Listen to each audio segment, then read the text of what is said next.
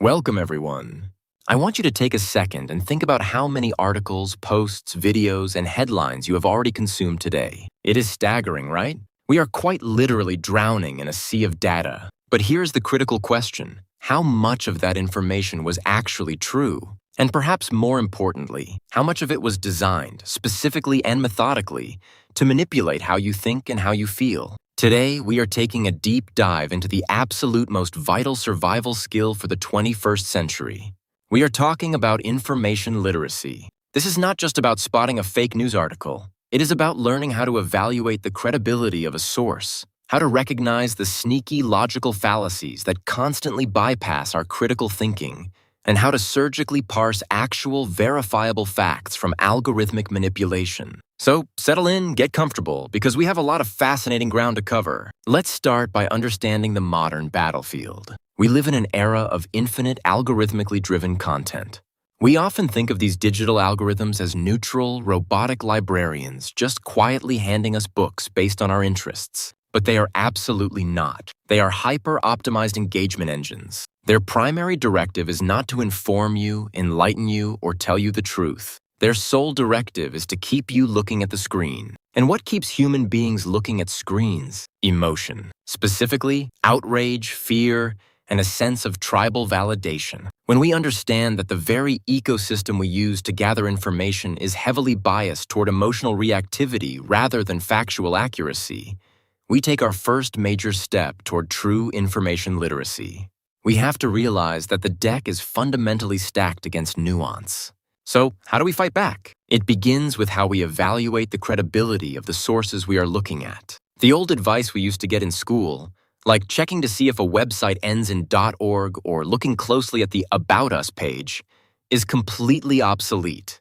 In today's world, anyone can buy a professional-sounding domain name and write a glowing biography of themselves. The absolute gold standard for evaluating sources today is a technique called lateral reading. This is exactly what professional fact-checkers do. When a fact-checker encounters a new website or a bold claim, they don't stay on that web page and read vertically down the screen. They immediately open up a new tab, and they read laterally across the web. They search for the name of the author, the organization, or the claim itself to see what the rest of the credible internet has to say about it. Imagine you are buying a used car. You don't just ask the salesman if the car is reliable. You ask an independent mechanic. You have to look for consensus among established, rigorous institutions. If a groundbreaking medical claim is only being reported by one obscure blog and is completely ignored by every major scientific journal, that isn't a suppressed secret. It is a massive red flag. But evaluating sources is only half the battle. We also have to evaluate the arguments themselves, and that brings us to logical fallacies. You can think of logical fallacies as optical illusions for your brain. They are flawed reasoning tricks that sound remarkably convincing if you aren't actively looking for them.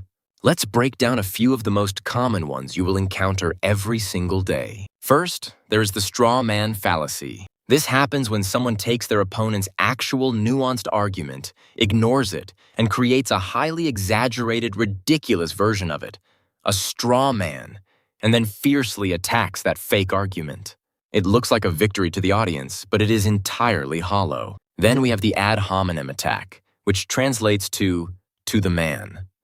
This is when someone cannot defeat the actual argument with facts, so they attack the character, motive, or identity of the person making it. If someone shifts the conversation away from the data and onto the personal flaws of the researcher, they are deploying an ad hominem. Another incredibly common trap in our media landscape is the false equivalence fallacy. This is the act of presenting two sides of an argument as having equal weight or valid evidence, when in reality, one side is backed by a mountain of verifiable data and the other is backed by pure conjecture. It creates an illusion of a debate where none actually exists. And perhaps the most dangerous of all is confirmation bias. This isn't just a trick others play on us. It is a trick we play on ourselves. We are evolutionarily wired to embrace information that confirms what we already believe, and to fiercely reject information that challenges us.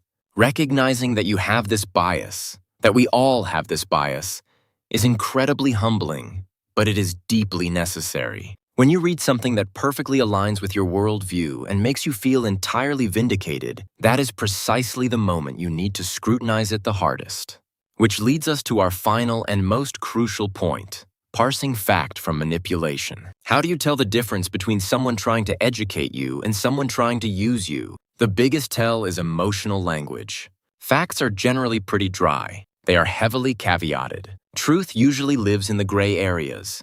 It is complex, it is messy, and it rarely fits neatly into a short, punchy post. Manipulation, on the other hand, deals in absolute black and white.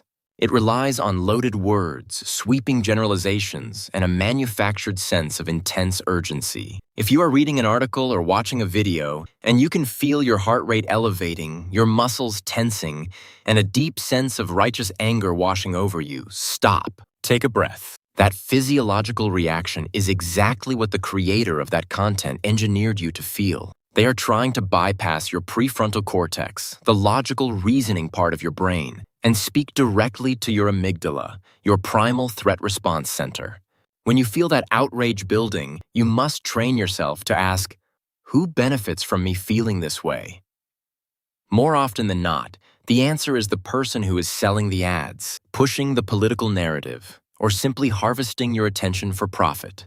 Information literacy is not about becoming a cynic who believes absolutely nothing. It is about becoming a healthy skeptic who respectfully demands proof. It is about taking back control of your own mind, your own emotions, and your own worldview from an algorithmic machine that wants to commodify your attention. When you learn to evaluate sources laterally, when you learn to spot logical fallacies from a mile away, and when you learn to recognize emotional manipulation before it takes hold, you become bulletproof. You transform from a passive consumer of content into an active, empowered seeker of truth. I want to sincerely thank you for spending your time and your attention with me today. In an economy where your attention is the most valuable currency on earth, I do not take it lightly that you chose to spend it here, diving deep into this topic. If you found this valuable, please make sure to subscribe, share this with someone who needs to hear it, and leave your thoughts in the comments below. Stay curious, stay skeptical, and I will see you in the next one.